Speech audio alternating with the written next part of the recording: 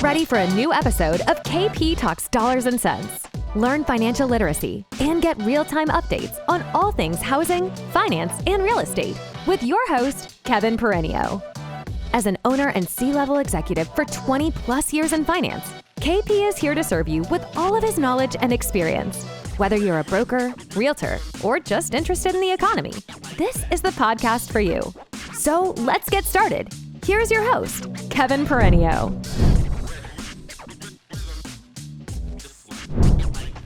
Hey, it's KP coming to you live from Laguna Beach. I don't get out here very much, but that is a sunset.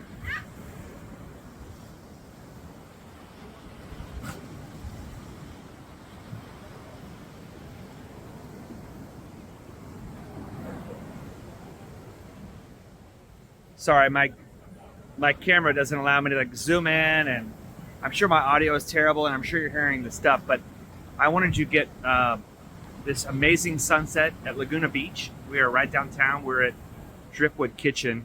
It's a company called Percy. Used to be called Buyside. They've been collecting data for about 7 years on borrower habits. 7 of 10 borrowers that are buying a home are also selling a home. And that's pretty cool. I talked to Chuck, their CEO, tonight, and this event was set up by Janet and Sarah Crossley, which everybody knows in the business. So here we go. You get some love. So big day tomorrow, massively huge day tomorrow. You have the Fed basically saying what they're going to do. Are they going to do 75 basis points? Are they going to do 100 basis points? Odds are probably 75. But if their language is hawkish, you might see the stock market sell off tomorrow and go down. I'm not a financial advisor. I'm not responsible for your losses, only your profits. And get help from someone who is like a real financial advisor. But the bottom line is there's like a huge, by the way, look at it.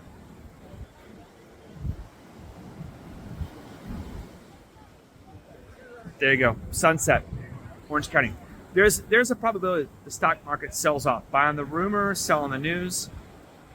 It's a big day tomorrow. All the tech companies are reporting earnings. All the FANG stock, tech stocks are selling, reporting earnings. Apple comes out, I believe, on Thursday and reports their earnings. That's a massive bellwether. Is the economy good? Are people still buying iPhones? Are they still subscribing to services? Are they still spending money in the face of a recession? I know everyone's been talking about recession, and we have not seen job losses yet, except in the mortgage industry and the real estate industry. Our industry has seen a lot of job losses because rates are high and volume is down, and it's not going to be a $4.6 trillion year. It might be a $2.4 trillion year. That's a big dip down, 40% plus. And so the reality is, like, in America, there has never been more people than now working 2 full-time jobs. Since the data was collected in 1994, a full-time job is someone working 35 hours or more a week. There are more people working 2 jobs of 70 hours a week plus, which I know because I usually hit that by Thursday night when I cut my video. But there are more people working 2 full-time jobs now than ever before. And so the jobs have not been getting lost, and they have not been shed at a mass scale yet. And so it's hard to decide whether we're in a recession or not when job strength is so good. But wage growth has started to decline, but so has inflation a little bit, but still very high. So the price of goods and services is still high. Wage inflation, wage growth is slowing. People are working multiple jobs to make ends meet. Is there going to be a snap effect? Will the Fed say something tomorrow to say, inflation is still such a big problem that we need to keep raising rates? Will they guide forward another 50 to 75 basis points for the next meeting, which is in September? Or will they say, we'll take a measured approach? Will they be hawkish or dovish. It's a big deal. Everyone in the mortgage industry, we know that things have been a little turbulent. There's still a lot of business out there. So you got to grind, find purchase business. It's seasonal. It's summer. People are doing their thing. Conferences are in full effect. By the way, that is Catalina Island, like back there. It's really noisy. I don't know what the audio is going to be like. I apologize in advance. But look, I'm here at the California Mortgage Banker Association, the Western Secondary. It is a big, big conference, one of the top 5 conferences in our industry. And it's at Dana Point at the Waldorf Astoria at Monarch Beach. And there is a lot of conversation. How are we going to reassess, retool, and get ready for 2023? People are forward looking, and we're thinking about 2023 today. So let's get ready. Let's put people in houses. Let's help people find their dream home. Let's watch the data and see what happens, and let's listen to the Fed. Let's see what they think. They have access to more data than anybody in the world. And by the way, if America goes into a recession, okay, we are like the least dirty clothes in the hamper. The rest of the world is in a shitstorm. They got problems with oil from Russia. They got problems with inflation. They got problems with their economy. King dollar, the dollar is the strongest currency, the reserve currency of the world. The Fed has met their mission to make sure that the king dollar reigns supreme. And that's good for all of us. It may not be good for our multinational stocks, but it's good for America. So, I don't know everyone's situation. I hope you're living a blessed life. I hope you're working your ass off. I hope your family's having a great summer. We're going to come back out in 2 more nights and do another video. Cheers.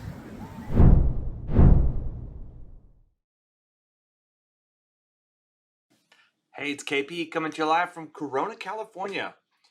It is 5 in the morning on the West Coast. I just pulled an all-nighter. I apologize if I've not emailed you back in the last couple weeks.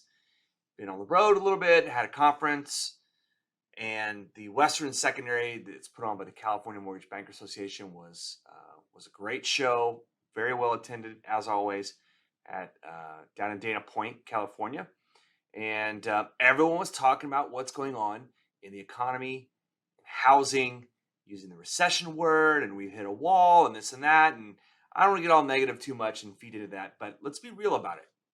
Don't fight the Fed. Don't fight the Fed. They know what they're doing. They may not engineer a soft landing. They may not have tackled inflation soon enough, but don't fight them because they're the ones calling the shots here. And I'm seeing a lot of people talk about the 75 basis point hike that was done this week, which we here on the show, we all talked about it. Our community down below talked about it. We all pretty much unanimously agreed it's going to be a 75 basis point rate hike. It's not directly correlated to interest rates because the 75 basis point, Fed funds rate went up. Doesn't mean that mortgage interest rates are going to go up, but there is a correlation. So you have to understand that it does actually impact mortgage interest rates. So you got to hear me out. So if you watch Chairman Powell's statement, just the first sentence, I think he says inflation like 3 times in like the first 15 words. Inflation, persistent inflation, we're going to fight inflation. So he's telling us what he's going to do. He's going to fight inflation. And the only tool that they have to fight inflation is to raise the federal funds rate, which is the rate at which banks lend to each other. And so that will put a halt on many facets of the economy. It will slow down demand. That is the way to tackle inflation. That's all the Fed's got. That's it. That's all they got. So if you notice the 10-year Treasury, okay, since about a week ago, it has the yield has actually come down and about, let's say, 43 basis points. Now, since the market peaked and that yield peaked at 350 on the 10-year, it's been since June, let's call it 13th, lucky 13. That number's come down 85 basis points. So 43 of the 85 was just since last week. What happened last week? We had that huge hot reading of inflation. And we saw all the information coming out about inflation saying how hot it's going to be. It was higher than expected.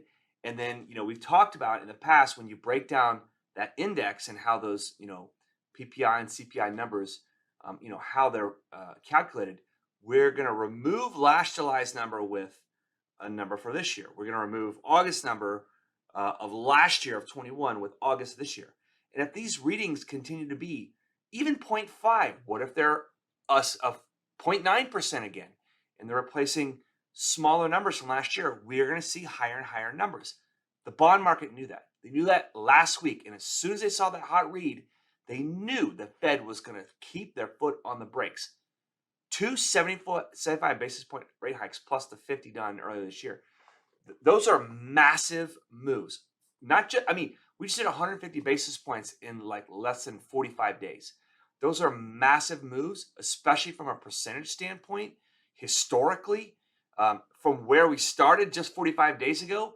And those are lag effects. Those federal funds are, rate hikes, they have a lag effect on the economy. Sometimes it takes up to a year for that to happen and really halt on the brakes. The Fed got the green light to continue to make the rate hikes because the job market is still tight. That means it's good. That means there's still full employment. Now, in that statement that the Fed said, which don't fight them, listen to them, they're telling you exactly what they're trying to do. They said they are going to slow down the economy and they're going to work on slowing down the hot labor market. They're literally telling you they want people to lose jobs. They're saying it. They're saying they want demand to slow down because they are fighting inflation. They said that as their number one mission. They've got the full employment. Now it's all about inflation. Now, some people may have interpreted that, they were less hawkish because they said, now we're going to be data dependent. The next meeting isn't until September. It's like, almost 2 months away at this point. So they're going to watch data between then and now. You've got multiple jobs reports and inflation reports and retail sales reports and all kinds of stuff that's going to come out between now and the next meeting. That just because they're saying we're going to watch the data, because remember, they didn't watch it good enough the last time when they said inflation was transitory and they got behind. Instead of them saying we're going to have this measured approach, 75 bips every time, 75, 75, 75, instead of saying what they're going to do, they're saying they're going to be data dependent. That also means they could continue to raise even higher than what they have been doing or slow down. They're going to watch the data, and they have a lot of data to watch before their next meeting. So some people are interpreting what they did as to be dovish, but it really is hawkish if you listen to them. And I'm not just saying that. I'm a very positive person. So hawkish is not good. Hawkish means they're going to continue to raise rates and fight inflation. And they're telling you, don't fight the Fed. They're going to slow down the economy, which, by the way, Q2 initial reading came out today for GDP. 70% of our economy is consumer driven, which means demand by our consumers. There is a consensus for Q2 GDP to go up by 0.5%, 0.5%. It went down by 0.9%. So now I'm 45, almost 46. My entire life, all I've ever read about is 2 negative GDP quarters in a row. You're in a recession. Well, that's what it is. But no, now there's this like new Bureau of Economic Research or Analysis or some acronym that no one really talks about, that they had to say with their leading indicators that they think it's a recession. Do you know the last time there was a recession, it took them a year to actually call it a recession? So I thought that was pretty interesting when I read that in one of my subscription services. One of the lagging indicators is actually job losses. Yes, it's hard to say with such a strong economy and what appears to be a very strong labor market that we're not in a recession. But for jobs to actually be lost, it happens down the road towards the tail end of the cycle and when you're already in the recession, which is why those leading indicators from those economic agencies, they're kind of like behind the curve. They're behind the times, and we're looking at the data right now. So one of the things, 2 early signs you can look at is manufacturing jobs, which have rolled over hard. Manufacturing jobs have rolled over hard, and jobless claims. Now, the jobless claims numbers, even though it's not high with this 256,000 weekly jobless claims, on a percentage basis, it is high. And people leaving the labor market tend to mask the unemployment rate. So people are leaving the labor market, or maybe they're working another gig, or maybe they're a student, or whatever the case may be. It's hard to see those indicators right now when you're in a recession. So having said all that, we're in a recession. And we in housing know that because we are the bellwether for this economy. We led our way out of the recession when the pandemic hit. We rocked it with record volume at 4 trillion, and housing is in a recession. We know that. We know that we've retraced back maybe as much as 50%, certainly in that 32% range. If you're a Fibonacci retracement follower, I advise you to look up Fibonacci retracements and how they occur in nature and human nature. The 38.2% level, we'd probably retrace that back pretty easily now, in housing. And so that's why you're seeing job losses happen in housing, because that is the bellwether of this economy. People feel wealthy based on their home price. Now, our home price is going to depreciate or flatten appreciation or have flat appreciation. You're looking at data all the time. I was reading data, Atlas Research. Mike Simonson does a great job. You can check him on YouTube. He's talking about, something like 38% of home listings have had price reductions. And we could see that peak at about 40%. July is typically the low point of the year for that kind of activity. But still, 18% of home prices are selling, almost right away. So we've got to watch the data, watch all this stuff come out, trust your leadership. We've been here and we've done this before. We've been through multiple expansions and recessions, and we just have to keep growing, and we're doing it. There's still a ton of business to go out there and go get. Having said that, have a great, positive, long weekend. July is over. Let's roll into August. Leo season rising. Cheers. You've been listening to KP Talks Dollars and Cents, a top-rated show for those who want to learn about the economy and mortgage environment. Tune in each week for more episodes, and please leave us a 5-star review on Apple Podcasts and Spotify.